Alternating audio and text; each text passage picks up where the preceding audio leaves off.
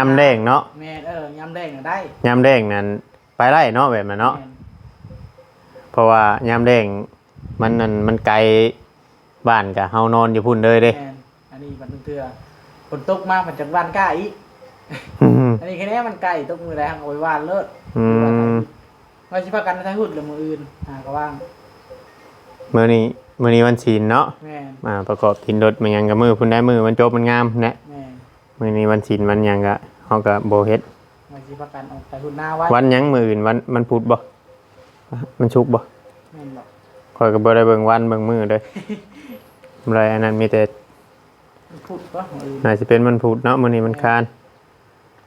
มื้ออื่นมันพุธนะงามอยู่เด้ไปไทยพุธให้บุญนาก็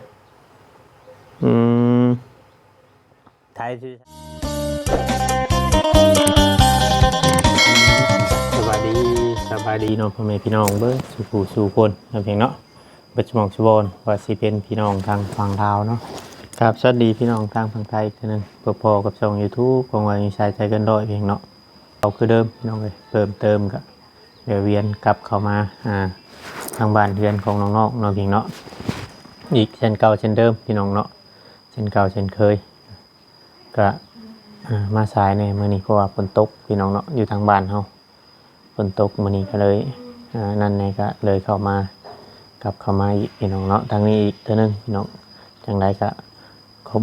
คุณ FC หรือว่าผู้หลักผู้ใหญ่หลายๆคนเนาะพี่เนาะที่เบิ่งคลิปเบิ่งช่อง YouTube ของเฮาที่คอยให้กำลังใจคอยกดไลค์กดแชร์พี่น้องแต่ต้นเสมอมาเนาะพี่น้องเนาะที่ว่ายังบ่ลืมกันพี่น้องเอ้ยคอยติดตามให้กำลังใจทุกๆคลิปเนาะพี่น้องก็ขาดหายไปหลายคอมเมนต์เนาะพี่เนาะที่ว่าเคยเข้ามาคอมเมนต์แล้วก็เฮาก็เคยอ่านแต่บ่ได้คอยตอบบางเทื่อบางทีเนาะพี่เนาะก็มีแต่ว่ากดใจก็ยังให้ก็ถ้าว่าผิดพลาดกันใดก็ต้องกราบขอโทษขออภัย FC ได้พี่น้องเนาะจังไรก็มาเบิ่งมาชมกันพี่น้องเอ้ยทางบ้านทางเรือนของน้องจ้อยว่าเอาไปนาบ่ได้ยังบ่ได้เอาไปไก่นี่เนาะคือว่าจับเลยมื้อน่ะไปครับทั้ง3ตัวนี่ก็เหลือไก่นะมี4บ่ยังเอาผักบัวมาปลูกบ่แม่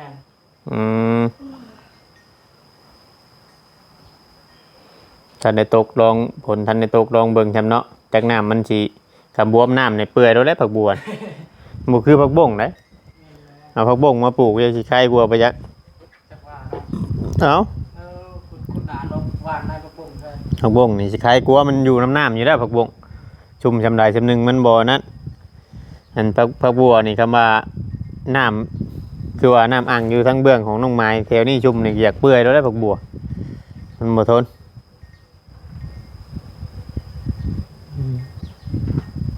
เริ่มมีงัวมียังได้อยู่แถวนี้กับปันนี้เนาะเขาเจ้ามาเลี้ยงเนี่ยเนาะเจ้าเลี้ยงมาจาก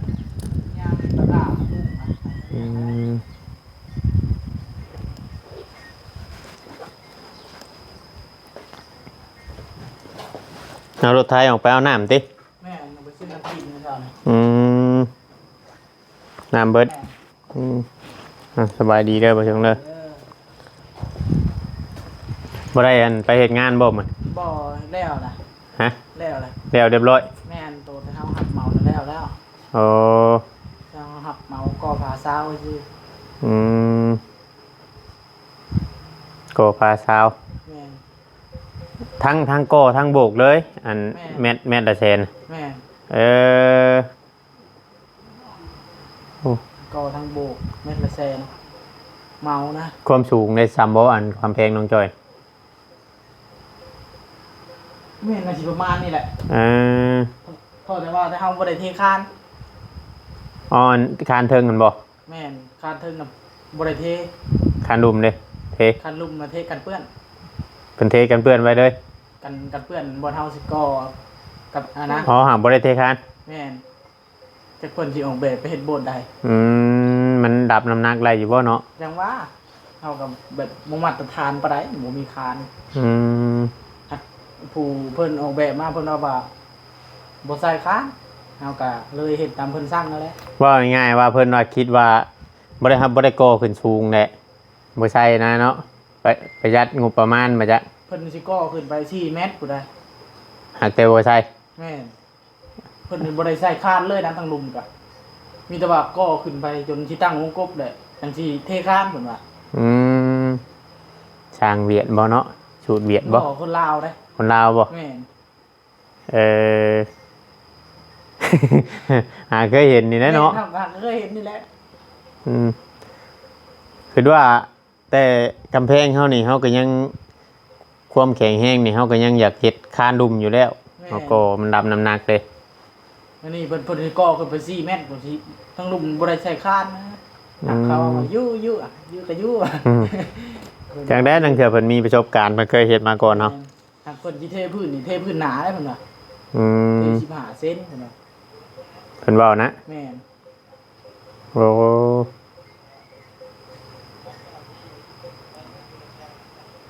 โรงงานน้ำติ แม่น มีกามีหยังเรียบร้อยบ่ ฮะ มีกามันน่ะบ่เพิ่นว่าเป็นโรงงานใหญ่คือบ้านนาโพนี่บ่ แม่นสิประมาณทำกันนั่นแหละ อ๋อ เพิ่นคาดไว้ว่าให้แล้วประมาณเดือนนี้แต่เพิ่นจะเอาคนงานมาใส่ ให้แล้วภายในเดือนนี้ แม่นทั้งโบกทั้งก่อทั้งมุงหลังคา อืมไปเฮ็ดโครงเด็กเนาะ แม่นเพิ่นคาดการณ์ว่าบ่ให้เกินเดือนนี้นะ เออ ทางผู้เจ้าของโรงงานเพิ่นว่า อืม มีเวียกเฮ็ดแล้วก็ประกันไปเหมาเฮ็ดคือว่าอยู่นำเจ้าของเบิดเลยนะมันยังเข้าน้ำมันยืนกินกับเพิ่นบ่ได้ออกหยังเลยนะทุกอย่างคือว่าเฮาเบิดผู้อ่าน แชร์หนึงน่ะอยู่นำเฮาเอง แม่น เออเพิ่นบ่ได้เลี้ยงหยังเลย แม่น เอาบัตรเวียดนั่นที่ส่วนจีนที่ว่ามาชุอันนำชุมเจ้ามื้อนั้นได้จ้ะ กิ อันเจ้าว่า เพิ่นนะ อยู่นำเพิ่นเองอะน่ะ แม่นมีกินอยู่บ่นอนก็อยู่หั่น เออ ก็คือว่ามันไกลบ้านเฮาอะนะ บ่ นอกจากว่าเฮาเปิด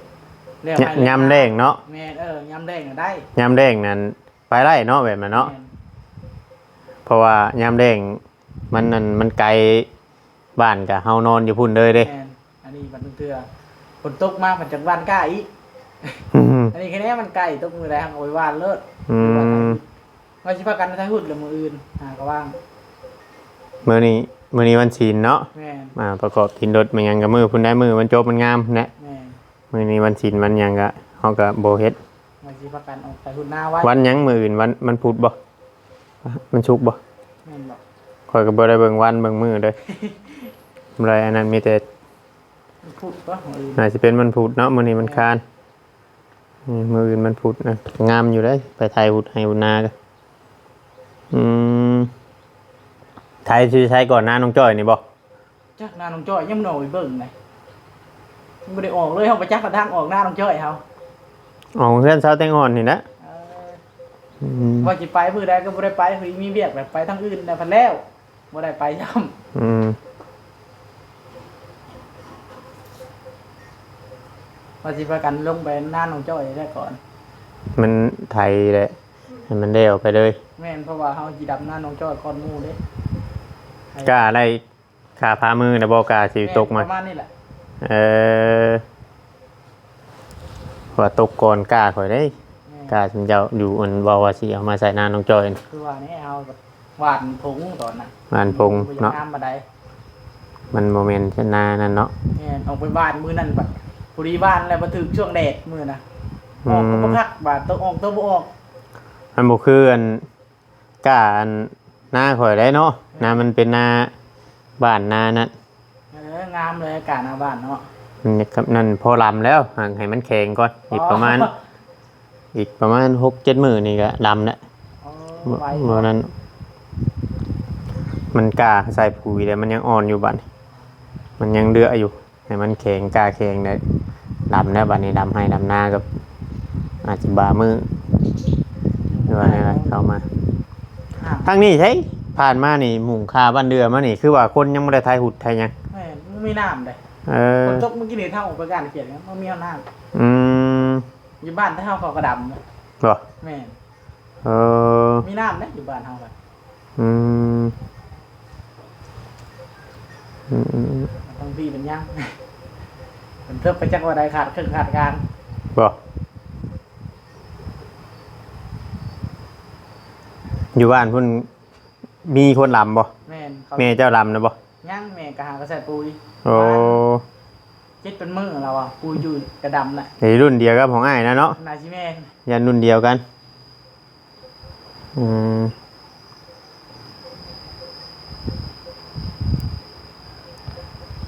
มันนั่นพี่น้องมันผลมันบ่ทั่วถึงเพราะว่าอยู่ทางบ้านเมื่อเช้านี่ก็ฝนตกแห้งเติบได้พี่น้องก่อนว่าเวียงจะออกมานี่ มีอยู่ไม่ค่อย พี่บ่ได้นั่นเนาะมาเบิ่งบ่มีหอนน้ำเพิ่น เดี ยั ย ง วเท่านี้พอดีว่าจะทำน้ำหมอกนะอยู่พี่ แต่มื้อก่อนน่ะก็ยังอยู่บ้านหั่นน้ำยังเต็มให้หน้าอยู่มาพี่ยังว่าบ่มีน้ำ ยังบ่มีเถื่อใดแห้งอะไรรอนะพอดีพอประมาณอย่าง อื นั้น มยังบ่มีอันเทื่อซ้ำมันตอนดูดป้าเนาะ ยังบ่ มีเทื่อเดียวนั่นแฮงเนาะ แม่น อืม ตกอยู่แต่วันบ่แห้งนะคือเฮ็ดยังก็เฮ็ดบ่เป็นไม่สิวาดกล้าก็วาดบ่ได้ไปมา อืมบ่พอฮอดนั่นน้ำบ่พอฮอดสิได้ตะกร้ามาหยังเนาะ แม่นจักเป็นจังได อืม ขาดก็ได้คิดว่าผลสิดีสำหรับมะม่วงคือหลายหลาย อืม มักไม้มักตอกลายตะเก่าคันมักไม้มักตอกลายเลยคนนี้ตะเก่า แม่นหั่นแหละแต่ว่ามันเบิดอีกเดือนนี้บ่มันเบิดได้นี่มันชินนี่ แม่นได้เนาะเดือน7ได้เนาะบาด 7 เดือน 8แล้ว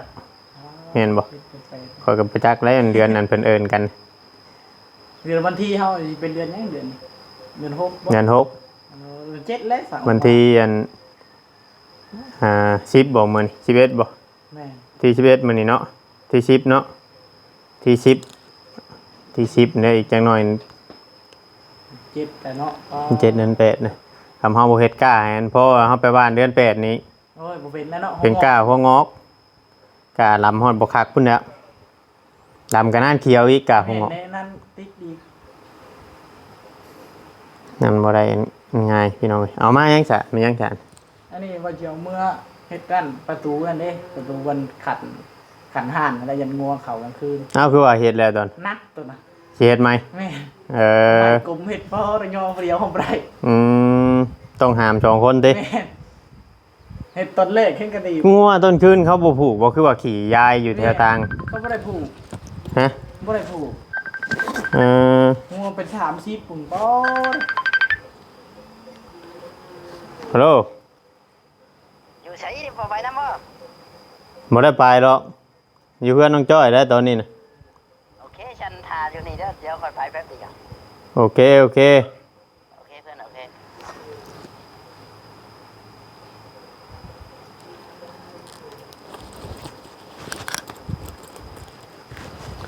ว่างัวปกตินี่ยามนี่ผูกไว้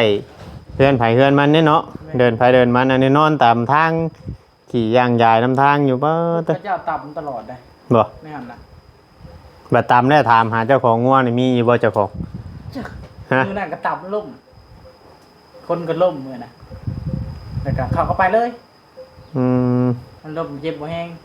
มือนั่นรถใหญ่ต่ำมือต่ำงัวน้อย เอาไปเลยบ่งัว บ่เข่งฮักมือ เออ งัวจักจิแม่นงัวไผงัวก็ได้หลายอีหลีเด้ เพราะว่าปกติบางคนเขาตำอยู่ทางใหญ่นี่ เขาจะเอาไปเลยบ่แม่นบ่ แม่นเด้ก็เอาไปเลยได้ อืม ส่วนหลายมันต่ำแล้วเขาเอา อืม เพราะว่าพระเจ้าของแล้วก็บ่ออกมาเลย เนาะ มือนั่นรถไถต่ำเลยเอางัวไปเลยต่ำมันตาย รถไทย แม่ รถไทยก็ตายบ่ แม่ ตามง่วยนะ ตายเลยรถไถเขาเก๋ใหม่อยู่นะ โอ้ งัวโว้ยใหญ่เลยซ้ำตัวนี้ อืม รถเมย์นะนี่นะ อืม ตายเอาใส่รถไถไปเลย อืม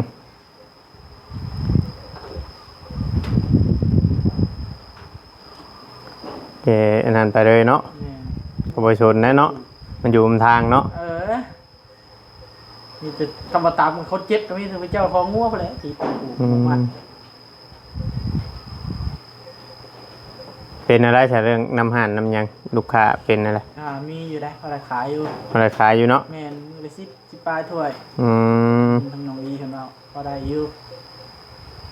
ไปเรื่อยๆเนาะ แม่น ว่ายามนี่มันกับคนว่าง่ายๆว่ายังบ่ค่อยมีเงินปานใด แม่นแหละ บัดเขา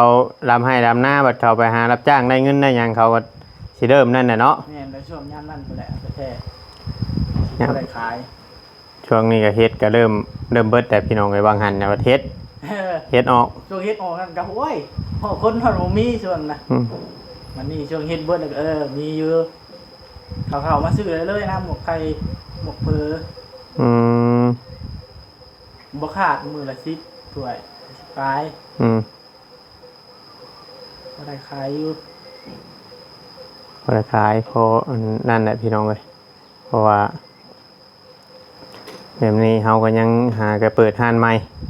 แม่น เครื่องของก็ยังบ่ครบหลายหนึ่งมาก็คนก็ยังบ่ค่อยฮู้จักหลายเนาะบ่จงเนาะ แม่น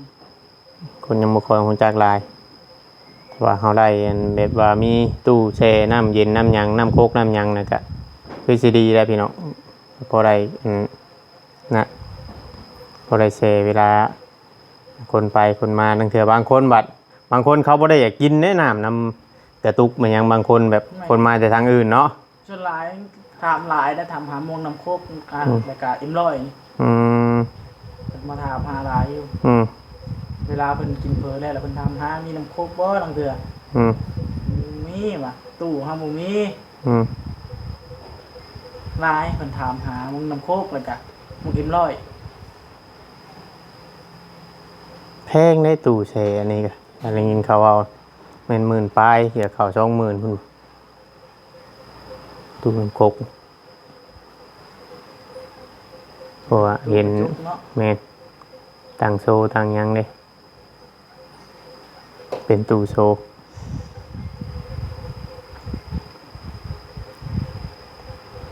ผมบอกซื้อได้ตู้เย็นยังว่า5,000เนาะ แม่นตู้เย็นก็ยังเติมนึงนะ อืม ปัน ตอนนี้คือว่าเฮาแช่หันแช่นี่แช่ใส่ตู้เย็นเนาะ แม่น อืม เต็มเอามาหลายเอามาบ่ได้มีแต่ อืม มือต้องมือนั่งลงไปเอา โอ้คือว่าเที่ยวไปชื่อเครื่องชื่ออย่างนี้ แบบกล้าว่าขายเบิด แม่นมือต้องมืออืม แค่นี้มันใกล้เอาในมันเดือนนี่ มันไก่มันบ่นั่นปานใด แม่น อืมอืม เอามาแช่ไว้นั่นเทื่อมันก็เน่า อืม เอามาหลายแน่หมกพักหมกถั่วงอกมันจะอยากเน่าไว้ บ่ แม่น ถั่วงอกนี่น้ำบ้านเดือก็มีบ่ บ่มีมันเดือ ต้องลงบ่าวชิโนบ่ บ่ดิหั่นขายเผลอน้ำหั่นอากาศสีนี่ เอาเราแบ่งให้ แม่นเล่าบัดมีตู้กระจกนั่นเด้ อืม มันสิแช่ได้โดนตู้ตัวนะครับเรา อืม อันตู้ตัวนี้น่ะมันตู้เป็นตู้เย็นที่แช่ได้บ่โดนเนาะมัน มันด แม่ ำอืม เราเอาขึ้นมาหลายได้ไปเอาน้ำเล้า อืมแล้วลงคู่มือบ่ล่ะ แม่ โอ้งานเราว่าสิลูกค้าสิหลายแน่เนาะ นี่นะลูกค้าร้ายหาเรา จากกันไหนตัดผมด้านหยังเนี่ยเนาะ แม่ โอ้ อันใดเครื่องเฮาขาดทั้งเทื่อลงบันเรือบ่มีเฮาก็ขึ้นไปแบ่งกันน้ำเล้าหัน อืมอืม แล้วก็แบ่งให้ตลอดได้หยังก็ อืมแต่บัดมีครบเลยแบบพวกปลาพวกหยังเราก็มีปลาดุกปลานิล แม่ นั่นนี่เราก็มีบัดเฮาบัดบ่ได้อันนั้นเฮาบ่มีคือเราคือว่านั่นแหละยังก็เป็นค่อยไปพี่น้องอะเนาะ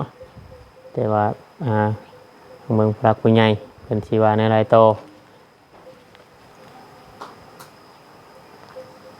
ปลูกมันก็คือว่าบ่เห็นอันนั้นเดียวนี่มันจุมเจ้าน่ะคือบ่เห็น ตา สิ ย อันโตอันลำมันยังได้ใช่ไว้ใส่แทน เขาลุงว่าสิเอาเข้าไปแช่อยู่ดง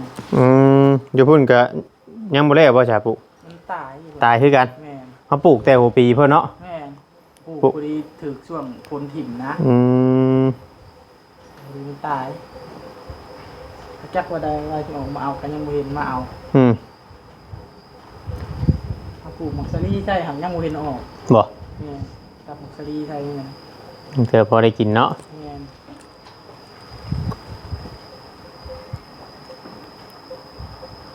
เป็นอะไรครับคักอยู่บ่ครับเล่นเฮาเล่นน่ะตามที่ครับเบิ่ง แม่นคักอยู่เท่าแต่เขาสูง โอ้ สูงแห้งเขาอัน อ โอ้ย จ่อยครับบ่ได้แล้ว มันยังบ่นั้นบาดเฮิงพุ่นคอมันยังสิเริงอยู่ได้อันนี้ มูตัวนี้เนาะเฮาว่า แม่ เขาก็ว่าเป็นน้ำมูตัว เอ นี้ อมันยังใหม่เด้ แม่ เจ้าบ่คิดก็ได้อันว่าย่านมันนั่นแต่รถอ้ายซื้อมาทำบิดก็แบบนี้แหละบ่ได้เอาเฮิงไปบักคอมันอันเดิงแหละ มันต่ำได้ป่ะ แม่นหนึ่งมาพุ่นกะเด็กตัวนี้บัดเจ้าไปไทยนะ จอยเนาะ มันจอยอีกเด็กฉลากคอนี่ เขาก็ว่าเป็นตัวนี้เฮา เออ มันยัง เป็ ใหม่ นตัวนี้บ่ต้องเฮ็ดบ่ต้องหันขึ้นหันลงหรอกธรรมชาติในดีแล้ว เขาทั้งเขาเพราะว่าเอาตัวนี้ลงแล้วเขาว่ามัน บ่ เป็นมูตัวนี้เอามันยังใหม่อยู่มันยังเฮาบ่ได้ใส่งานหนักเด้ มันบ่อันนั้น ใช้เห็นหลายคันแบบไผก็ใส่โอกาส มีแต่ฮู้นี่แหละเรื่องข่าวรถนะบ่ต้องหันมัน เอาแบบธรรมชาติมันเขาบัดเจ้าคำเจ้าแก้ไหมนี่เจ้ามีอยากได้ข่าวชูงได้คำแก้ไหม แม่ดูเราเกไหมเนาะเฮาสอนไหมผู้ดูเลยเขาสูงเนี่ยค่ะก็คือรถคันนั้นน่ะเอ้ยเกไหมบ่ได้ครับ เพอตำมือตำตีนเขาต แม่นตลอดคันนะอันนี้ครับคัน ำง่ายยังเห็ดหัวชัดตรงมันจังสบาย เวลาเขาแก้ใหม่ไงแมนไทยนาไทยยังมันนะ เวลามันถึงนักเข้าไปย่อขึ้นจะไหวหัวมันดอย แดดลงมาได้บัดนคิดว่าฝนสิตกประมาณนี้แหละพี่น้องคลิปนี้ก็เข้ามาอัปเดตให้พ่อแม่พี่น้องได้เบิ่งได้ชมน้ำกันแวะเข้ามาทั้งนี้ก็ต้องถ่ายให้พ่อแม่พี่น้องเบิ่งเด้ผู้เจ้าเพิ่นมาย่างอยู่ได้งัวมีผู้เจ้าของอยู่ว่าเขาปล่อย ตะกร้าเจ้าดี อืม มีแต่ระมัดระวังนะอย่ามันเข้าคั่วเข้าชวนออกมาเนี่ยโอ้ยนั่นประมาณนี้เด้อประสงค์เด้อสบายดี สบายดี พี่น้องเนาะคลิปนี้ก็ประมาณนี้แหละถ้าว่าผิดพลาดขันใดก็ต้องกราบขอโทษขออภัยละลายอยู่ดีมีแห้งเบิดขู่ทุกคนพี่น้อง FC ฝั่งลาวฝั่งไทยด้วยว่าทางต่างประเทศพี่น้องเลยคลิปนี้ก็ลาไปก่อนพี่น้องขอกล่าวคำว่าสบายดีเบิดขู่ทุกคนเนาะ